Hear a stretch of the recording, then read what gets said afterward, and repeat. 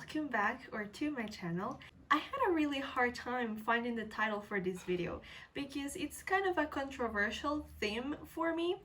I often ask myself the question, why do I try things that I'm super bad at but I so desperately love?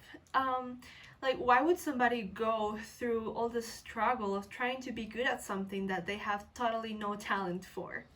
So I've been trying to answer that question for myself, and today I'm going to talk to you guys about something that I genuinely love and have a passion for, but I'm totally not good at it. And you can try to relate this to your life. It doesn't not have to be about my thing, which is valid, obviously, but you can fit it with whatever you like to do, but you think you're not good at it. So I'm gonna divide the video in three parts. First, a little bit of background history of how I found out ballet was a thing, and then a little bit of why I do it and what do I expect to reach, or what is my goal for the future. And third, what keeps me motivated in the not so good times with it. So let's get started. So for my background history, we have to go back 6 years ago. I was around 14 years old when a couple of friends of mine started going to ballet classes. And as the ordinary girl I am, I obviously had to try or do the same things my friends were doing, to fit in, or the stupid girl stuff of that age, I guess, that you have to be doing the same things your friends are so you're cool too. Anyway, I really wanted to do ballet because my friends were doing ballet, but I had no idea what ballet was at all. My parents couldn't afford to pay for ballet classes, obviously, but I guess me and my sister begged so much about it, and for some reason I believe God allowed us to have that specific thing. For the first 3 years, we went one class per week. That was 4 classes per month, which sums up to almost nothing really, but I guess it was better than nothing. I remember my first class, I went with socks instead of my ballet slippers. I was just using fitted sports clothing and stuff like that. I did not have like ballet tights or a leotard. I remember that my very first class, I had it with my very favorite teacher, Monica Filipides, and yes, I asked her if I could say all of this in the camera. I totally loved her since the first time she gave me a class. You could totally feel her passion for what she was doing and her patience, definitely, and that has remained like that for all these years. So at my very first class, I found out 2 things. One, that I totally sucked at it. I wasn't built for that at all. My body was not the right shape, my feet were totally stiff, and I had 0% of flexibility. But 2, I found out or discovered how much I loved it. I did not know the reason why, but I totally loved it. Even if it was so hard, even if I looked totally awful in the bar, I loved it. The positions, the music, the feeling of being in the classroom itself was amazing. So since day one, I knew those 2 things. Time went by, and me and my sister went to that academy for 3 years, but after 3 years, sadly, we were not able to pay for it anymore, so I had to drop out of ballet. I had to leave it for 3 years straight. So basically, when you return after such a long time, it's basically from 0 again. So thankfully this year, God knew that I really wanted this, and I don't know, somehow he knew this was going to work on my character. So I started again in January. I've been going, at first I went to only 1 class to get like physical condition, and now I'm going 4 classes per week, which is totally unbelievable to me. You don't know how much I love it. And now after almost 6 months, I think I've gained a little bit more of condition. I've gotten more used to it. I'm still definitely behind, but I don't feel as bad as I felt on the first day of this year. And now for part 2, why do I do it and what do I expect of it in the future? As I said, since the very beginning, I knew I loved it. Thing is, during my first 3 years of ballet, our academy allowed us to participate in their yearly presentations. And the very first year I was there, I was allowed to participate in Copilia. And I saw such amazing dancers. Like everybody danced so amazingly, and how they used the point shoes and stuff. Everything, I mean, this was my first year, so this was the first time I was seeing all of this. I had never seen a ballet before, even though I had already spent the whole year practicing ballet. And then when that night of Copilia finished, I was totally blown away. I knew that, wow, one day I wanted to do that. But then during those 3 years I was there was obviously going to be very little improvement. Plus, as I mentioned as well, my body was not built for it. So I got pretty discouraged because I started comparing myself a lot to the 10-year-olds that were there, that were obviously gonna be more flexible than me, and their bodies were just made for ballet. They were way better than me, and I was kind of older, and I just felt not so good. I definitely felt embarrassed with how I looked, and the fact that after a long time I was still not able to do a lot of things. Even though I liked it so much, it was so hard, and I was not seeing any improvement, so that discouraged me a lot. But then I had to leave it for 3 years, and during those 3 years, I never forgot about it. I watched a lot of YouTube videos on ballet presentations. I watched the whole Nutcracker, the Swan Lake, Le Fil Malgard, Giselle, I don't remember. Oh, Don Quixote. I loved all of those. I watched all of those. I started stalking Maria Coreva. She was definitely an inspiration for me. And I don't know, a whole lot of other dancers.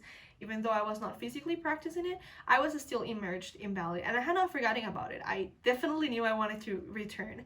Another fun thing is that I started like looking for other places I could go do ballet at, but in the end I did not like any of them. I definitely had to go back to academy because that's where I started, that's where I was gonna finish. So I went back, and now that I'm back, now that I guess I'm a little bit more mature mentally, I have tried not to compare myself to others. I have tried to make my peace with the fact that my body is definitely not gonna be as skinny or as flexible as those prodigies out there, but that does not mean I cannot do it. That does not mean ballet is not for me. Um, if I don't compare myself, I'm pretty sure that one day I'm gonna get to the point where I'll be like, huh, I knew I could do this. It took a lot of time, but I got there. The fact that I do not have the ability does not mean I cannot do it. There are people that have the ability and they have to work less than me, but I am certain that if I don't have the ability, that just means I have to work a little bit harder. That does not mean I'm not gonna get there. So I've been really trying to go every day to class with this mentality. Everybody else is better than me. But that's something general for life. We're not gonna be the best at everything. There's always somebody who's gonna be better than us. And I'm pretty sure that personally, God did that on purpose. God brought me to ballet to work on my pride, because if I were good, I wouldn't shut up about it, I'm pretty sure. So he knows that he had to make me like that to work on my character and on my diligence, and to help me focus on what I really want. If I really want it, I have to work for it. Nothing is given to us freely. So that's been my mentality, and my goal is definitely to improve. Like when I first began, my dream was getting these babies here, and I worked for 3 years while I was there. I so hoped that I would get them. Nobody prepared me for the pain of standing on your toes. It really does hurt, but it's all worth it. So these little improvements really give me encouragement. Even though I have them, I'm still super far from being able to stand on them and do a balance or stuff like that, but I'm working for it. And if I got this, I'm pretty sure that one day I'll get a step farther and further, until one day I can see myself in that mirror and be like, yes, I got where I wanted to be at. This is me, and I'm gonna work to get where I want to. I'm going to work to make myself proud of the fact that I worked hard enough to get it. And obviously I don't mean any of this on my own strength. Even for ballet and for everything in life, we need God's strength. So definitely through his grace and providence, I'm gonna be able to get there one day. And finally, and hopefully we caught the rambling, what keeps me motivated? So there are a few things that keep me motivated, and at the very beginning of this year, what kept me motivating was actually equipping myself with all the necessary things to do ballet decently. So I bought the academy's uniform, I guess. I bought new tights, I got a little skirt that came with the uniform. For all of that, I had to work a lot to save up money enough to buy them, but I finally have them, and you know, seeing ourselves in class all dressed up the same, it actually feels really nice. I also bought this because my dad built this bar you can see here. Wait, yeah, my dad built that, and I bought slippers from Dance Closet. I will link them below maybe so y'all can check out their store.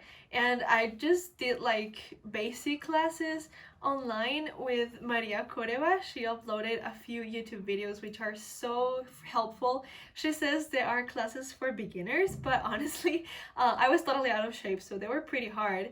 But still, I tried those out. I will link them below too if you guys want to check them out because it's really helpful. I also bought this well, this is like the bag in which these things came. This was like a foam roller, another one for your feet, and a few balls here. Yeah, this too. I also got plastic bands which help a lot, and then I got my pointe shoes. They are the Gainer Maiden pointe shoes. There was not a such fun story behind why I bought this brand. I was not supposed to buy this brand, I'm so sorry. But I didn't know, it was my first time buying them, so you know, I sort of messed up a little bit there. So here are my babies. They're really cute and they're already kind of dirty, which means I've been working on them. But I really like them, and they came obviously in a pink bag. And here are my yet not so disgusting protections. These are like rubber protections for your feet, so the points don't hurt as much, but really there's barely any difference. But yeah, that's a little bit of everything I've gotten. And I also bought this backpack which I love. I don't know, I think it radiates good vibes. Anyway, I bought that so I could take all my stuff to ballet. And just having all these things, I know it's silly, but that's a part of my motivation.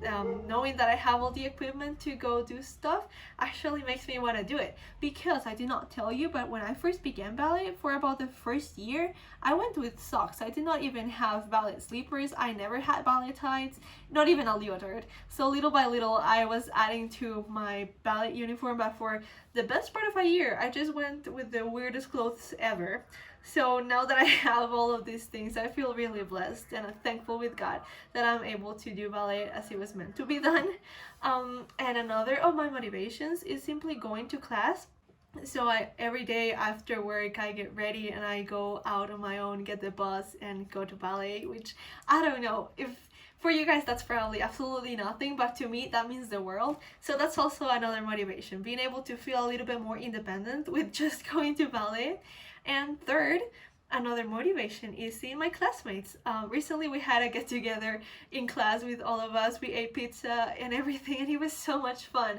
We got to know each other a little bit more.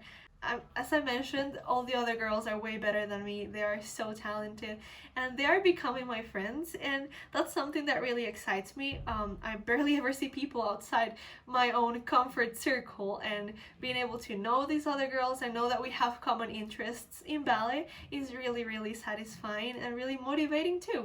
We sort of help each other out, and I really love that, as well as my teachers. I love it how they make it such a pleasant environment to be at. Of course, there are corrections, of course, sometimes we get scolded, but in a very, very, very loving way. So yeah, I guess you had enough of my ramble. I'm so sorry this took so long, but it was just something I wanted to store again in my memories of YouTube. And hopefully it encourages you to work on what you like, even if you're not good at it. Know that if you work hard, you can basically do anything. And yeah, don't be discouraged by the fact that other people are better than you. Don't get discouraged by that. Don't compare yourself to others. And I don't mean this just in ballet. I mean it in every aspect of life. God made each one of us unique. He gave us a specific talent, and if he did not give us the talent, he definitely gave us the character to work towards it. So that's all for today, guys. Thank you so much for sticking with me, and I hope to see you again in another video. Goodbye.